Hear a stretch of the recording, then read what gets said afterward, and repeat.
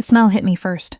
Chrysanthemums and old wood polish, the particular combination that I will never be able to separate from that Tuesday in March. I was not supposed to be at Harrington and Sons' funeral home that morning. I was supposed to be at the Shoppers Drug Mart on Bloor, picking up my mother's blood pressure prescription. Maybe stopping for a coffee at the Tim Hortons next door. That was the plan. But the pharmacist had told me there was a 40-minute wait, so I'd walk down the street to kill time, and somehow ended up standing in the vestibule of a funeral home because it had started to rain and I hadn't brought an umbrella. The woman at the front desk had smiled at me like I belonged there. I didn't correct her. I told myself I'd stay 5 minutes. Just until the rain let up. That was before I saw the man in the casket move. I want to be clear about something. I am not the kind of person things happen to. I am the kind of person who watches things happen to other people and reads about them afterward. I'm a medical transcriptionist. I work from home. My most dramatic Tuesday before that one involved a FedEx package being delivered to the wrong address. My name is not interesting. My life is not interesting. Or it wasn't. The man in the casket, I didn't know who he was yet. I only knew that the room I had wandered into was full of people in expensive black clothes, and that the flowers alone probably cost more than my monthly rent, and that the man lying in the white-lined casket at the front had the kind of face that made you understand, instinctively, that he had never been told no about anything important. Strong jaw, silver threading through dark hair at the temples, broad shoulders compressed into a suit that fit him the way suits only fit men who have them made specifically for their body. His hands were folded on his chest, and even in stillness, there was something about him that read as dangerous. The kind of still that a large animal is still, not relaxed, waiting. Which is why when his fingers moved, just the smallest curl of the index finger, barely perceptible, I felt it like an electric shock through my sternum. I looked around. Nobody else was watching him. They were all watching each other, doing the social arithmetic of grief. Who was crying the right amount? Who wasn't crying enough? Whether the widow's black dress was appropriate or slightly too fashionable for the occasion. I looked back at the casket. His chest rose. Fractionally. But it rose. My training kicked in before my common sense did. 5 years of transcribing physician notes, surgical reports, emergency room documentation. I knew what a breathing chest looked like. I knew what a not breathing chest looked like. And I knew which one I was looking at. I crossed the room in what felt like slow motion and what was probably about 8 seconds. I didn't think. I put my fingers against his throat, just below the jaw, pressing into the soft space where a pulse either was or wasn't. It was. Slow, thready. But absolutely, undeniably there. He's alive, I said. The room went silent the way rooms only go silent when something has gone catastrophically wrong. His name, I learned later, was Theodore Hardcastle. Everyone called him Theo, except for the people who worked for him, who called him Mr. Hardcastle, and the people who were afraid of him, who didn't call him anything at all if they could help it. He was 44 years old. He ran a real estate development company out of a glass tower on Bay Street that was, as far as the general public was concerned, responsible for about a third of the condo developments currently reshaping the Toronto waterfront. He had a foundation that funded Indigenous housing initiatives across northern Ontario. He gave to the food bank. He sat on the board of the AGO. He was also, and this part took longer to learn, and landed differently when I did, not entirely what his charitable giving suggested, but that came later. What came first was chaos. The moment I said those words, "He's alive," was the moment I stopped being a stranger who had wandered in out of the rain and became, instead, a problem that needed to be managed. A man appeared at my elbow so quickly I didn't see him arrive. He was tall, narrow-faced, with the kind of eyes that took inventory of a room without appearing to look at anything in particular. He said his name was Drummond. He said it the way people say things that are meant to end conversations. "You need to come with me," he said, very quietly. "He needs an ambulance," I said, not quietly at all. "We have a doctor on staff. He needs a hospital, mists. He has a pulse." I heard my own voice go flat and precise, the way it did when I was dictating something I needed to get exactly right. "He has a pulse and he is breathing, and someone needs to call 911 right now because I will do it myself if nobody else." "Miss," Drummond's hand closed around my elbow. Not hard, but very firmly. "We are aware of the situation. Please lower your voice." I stared at him. "The family," he said, and gestured at the room in a way that I understood to mean, "Look at these people. Look at what you're doing to them." I looked. A woman in the front row. Dark hair, somewhere in her 60s, the kind of composed that takes decades to build, was watching me with an expression I couldn't read. Not grief. Something more controlled than grief. Something that looked uncomfortably like calculation. I lowered my voice. "Get a doctor," I said. "Right now, or I'm calling 911. Drummond looked at me for a moment. Then he nodded once and pulled out his phone. The doctor's name was Singh. He was younger than I expected, harried looking. And he did not seem surprised to find that the man in the casket had a pulse, which told me something important. At least one person in this building had already known. He checked vital signs with practiced efficiency. He spoke quietly into his phone. He did not call 911. He did, eventually, produce a small IV kit from a bag I was fairly sure wasn't standard funeral home equipment, and he did things I'm not entirely certain I should describe in detail, because I'm still not entirely sure they were legal. They moved Theo, Mr. Hardcastle, to a room in the back of the building that looked nothing like the tasteful viewing rooms out front. It looked like a very Spartan medical suite. There was a hospital bed. There was monitoring equipment. There was, most tellingly, a lock on the inside of the door. Drummond looked at me for a long moment. "You can leave," he said. "Or you can stay. What happens if I leave? You go home. You forget you were here. Someone from Mr. Hardcastle's office will be in touch to express his gratitude. And if I stay? You stay until he's conscious enough to decide what he wants to do about you himself." I thought about the pharmacist, about the prescription that was probably ready by now, about my mother, who would be wondering where I was, who had 3 missed calls in my pocket that I hadn't answered yet. "I'll stay," I said. I'm still not entirely sure why. Some part of it was practical. I'm a medical transcriptionist. I knew things the doctor might find useful. I understood the notations on the monitors better than most civilians would. Some part of it was stubbornness. Some part of it was something I'm embarrassed to admit, which is that the moment I'd touched the pulse at his throat, I'd felt something shift in me. Like a compass finding north. Like a question forming that I needed to hear the answer to. I called my mother and told her I'd been delayed. I didn't tell her where I was.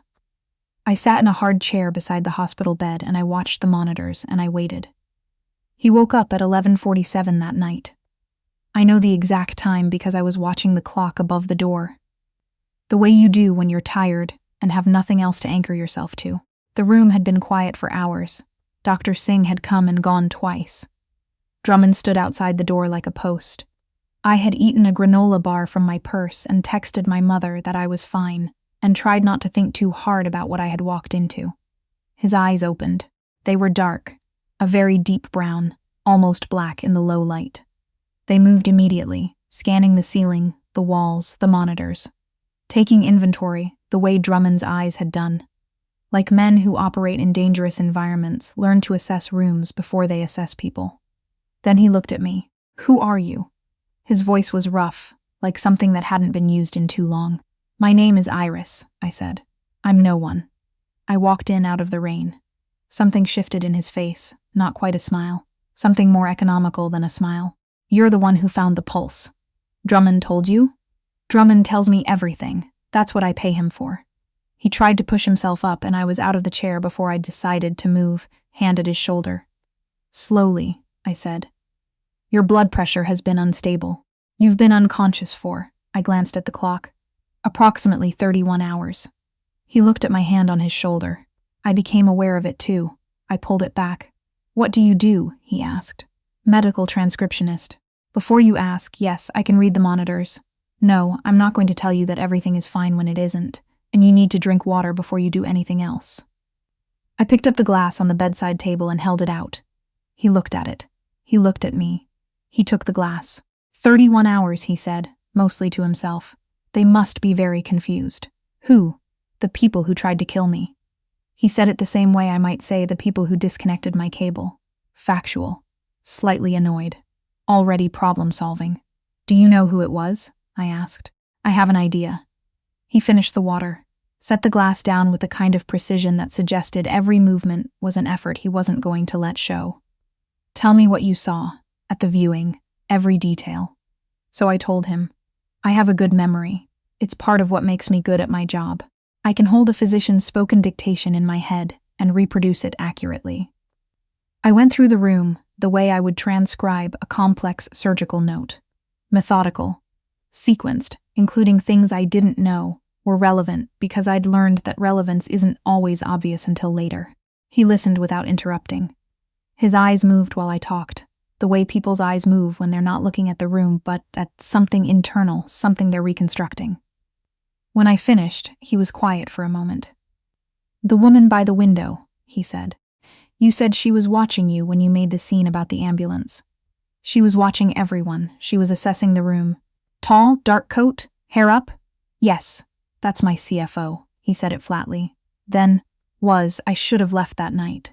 Drummond told me, not unkindly, that I was free to go. Mr. Harcastle had been. And Drummond's exact word was grateful, which in context sounded like a business term rather than an emotion. There would be compensation. There would be discretion expected in return. I stood in the parking lot at midnight, in the March cold, my breath making clouds in the air, and I thought about what it would mean to walk back to Bloor Street and pick up my mother's prescription, and go home and pretend I'd spent the afternoon in a waiting room. I could do it. I'm good at containing things. I've spent most of my adult life becoming good at containing things, because my mother's health has been uncertain for 6 years, and when things are uncertain, you learn to keep yourself very small and very quiet, so that nothing else wobbles. But he'd had a pulse nobody else noticed, because nobody else was looking, because everyone in that room had decided what they were seeing and arranged themselves accordingly, and I was the only one who hadn't known the story in advance. Sometimes the most useful thing you can be is the person who doesn't know the story. I went back inside. Drummond looked at me. I looked at him. I remembered something, I said. About the woman by the window. What I remembered was this. When I'd made this scene, when I'd said he's alive in a voice that cut through the room, I had watched faces. It's a habit, not a talent. I watch people the way I listen to dictation. For what the pauses mean as much as what the words mean. Most faces in that room had registered shock. Genuine shock has a specific quality. It's unguarded. The eyes go wide before the brain can catch up and control the expression. The woman by the window had not been shocked. She had been, and I had not known what to make of it in the moment, so I'd filed it away without categorizing it. She had been calculating. Her expression had gone inward for exactly 2 seconds before it had composed itself into something that looked like shock but wasn't. 2 seconds is enough. 2 seconds is actually quite a long time when you're watching for it. I explained this to Drummond. He took me back to the room. He explained it to Theo. Theo looked at me for a long moment. You noticed that, he said. It wasn't quite a question. I noticed things. What else did you notice?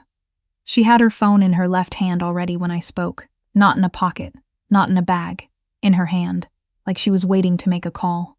Something moved behind his eyes, the kind of movement that doesn't reach the face when someone has spent years ensuring that things don't reach their face.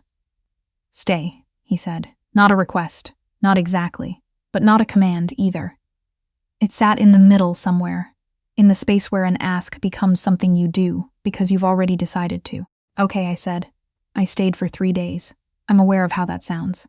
I'm aware that a reasonable person, my mother, for instance, who eventually demanded to know where I was, and to whom I said I'm helping a friend recover from a medical situation which was technically accurate, would have significant concerns about all of this. But here's the thing about those 3 days. They were the most awake I had felt in years. I brought my laptop and did my transcription work from the chair by the bed. I argued with Dr. Singh about potassium levels in a way that apparently impressed him enough that he stopped treating me like a liability.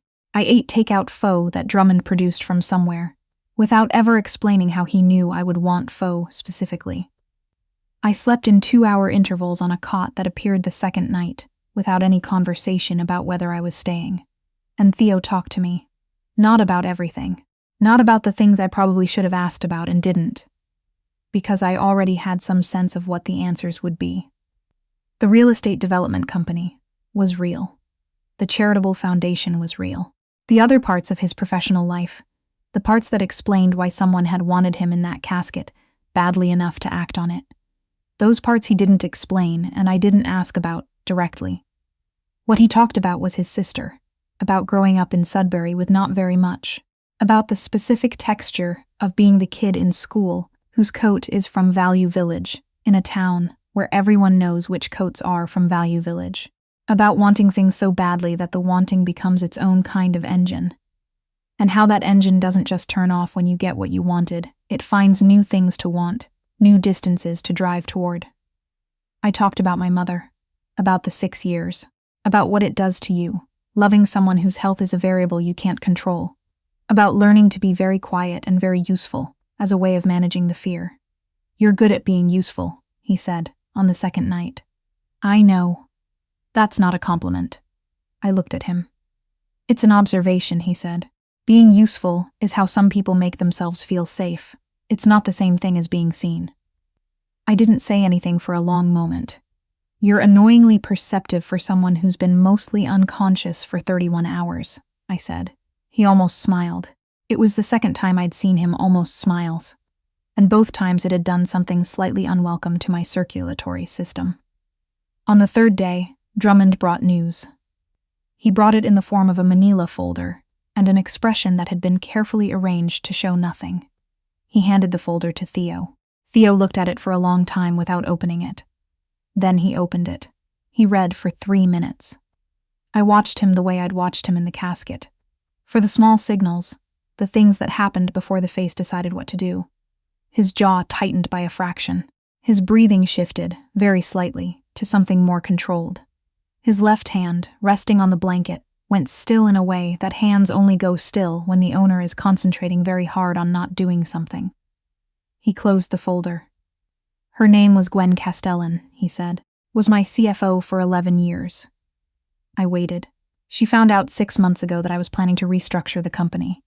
New leadership, new direction." He paused. "She believed she was going to be included in that new direction. She wasn't. She tried to have you killed over a job?" Something in his face shifted. "Over a lot of money, and a specific kind of humiliation she couldn't live with. And probably because she knew things she couldn't afford for me to outlive her by." He looked at the folder. "People do extraordinary things when they're afraid of what's coming for them." I thought about that. "What happens now?" I asked. "To her?" He set the folder aside. "Drummond is handling it." I didn't ask what that meant. I made a decision in that moment that there were specific categories of information I was going to choose not to pursue. Not out of naivety. I'm not naive, but because I had looked at this man for 3 days and made an assessment, the way I make assessments, and what I believed was that some people operate in moral frameworks that don't map onto the ones I was raised with, and that doesn't make them monsters. It makes them people who grew up in a different world than I did, and learned different rules for surviving in it. I didn't have to agree with the rules. I didn't have to pretend I was comfortable with all of them. What I had to decide was whether the man inside the framework was someone I could look at straight on. I had looked at him for 3 days. I thought he was. He left on the 4th morning. Not by ambulance, not by any ordinary means. A black SUV materialized in the back parking lot, and Drummond did a sweep of something, and then Theo stood up, slowly, and buttoned his jacket, and he was not the man in the casket anymore. He was someone else, someone who had weight and presence, and a particular quality of stillness that made the room feel smaller. He stopped beside the chair where I was sitting. "You should go home," he said. "See your mother. Sleep in your own bed. I know. Drummond has your contact information. I know." He looked at me. I looked at him.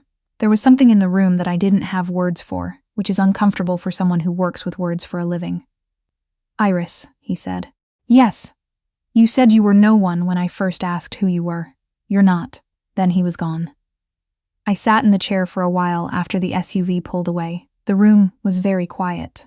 It smelled like chrysanthemums still, faintly, drifting from somewhere in the building. I picked up my laptop. I picked up my bag. I walked out into a March morning that had decided, apparently, to be bright and cold and aggressively normal, and I stood on the sidewalk outside Harrington and Sons, and I thought, well, he called 3 weeks later. I was transcribing a cardiology report, and my phone lit up with a number I didn't recognize, and something in me, some instinct I'd been developing for 3 days in a windowless room, knew before I answered. I'm going to a thing, he said without preamble. A fundraiser, Thursday, for a housing nonprofit in the annex. Okay, I said. I'd like you to come. As what? Pause. As someone I'd like to have there. I looked at the cardiology report on my screen. I looked at the rain on my window, which had picked up again in the particular gray, relentless way Toronto does in April. Is it safe? I asked. You, attending public events. Given, Drummond thinks it's manageable. That's not a yes. No, it isn't. A beat. It's an invitation to something that isn't entirely uncomplicated. I'm not going to pretend otherwise. I thought about what he'd said, about being useful versus being seen, about the difference. What time? I said. 7. I'll send a car. I can take the TTC. Something in the silence that followed felt, unmistakably, like the third almost smile. I'll send a car, he said again. I've thought a lot since then about what kind of story this is. It doesn't have clean edges. It doesn't resolve the way things resolve in stories, where the complications fold away, and what's left is something simple and warm. He is not simple. I don't want him to be. I spent a long time in my life making myself useful to people who needed simple, and I'm done with that particular project. What I know is this. I walked into a funeral home in the rain on a Tuesday in March because the pharmacist said 40 minutes and I didn't have an umbrella. And something happened in that room that rearranged the furniture of my life in ways I'm still figuring out. My mother, when I finally told her, not everything but enough, said, Iris, you have always had the most inconvenient timing. She meant the prescription. She also meant all the rest of it, the way mothers mean things. I told her I was working on it. There are things I've learned since that Tuesday, that the most important decisions don't feel like decisions in the moment. They feel like reflex, like instinct, like your fingers, finding a pulse before your brain has caught up to what you're doing. That some people carry enormous things in tremendous quiet, and the quiet isn't weakness. It's the weight being distributed across every part of them so that none of it shows. That being the person who doesn't know the story in advance is sometimes the only qualification you need. And that love, if that's what this is, if this is even the right word for what happens when you sit beside someone for 3 days in a room that smells like hospitals and flowers, and you stop being afraid of what you see. Love doesn't ask you to change who someone is. It asks you to see them clearly and decide to stay anyway. I walked in out of the rain. I found a pulse nobody else was looking for, and I have not once, since that morning, wished I'd waited for the rain to pass somewhere else.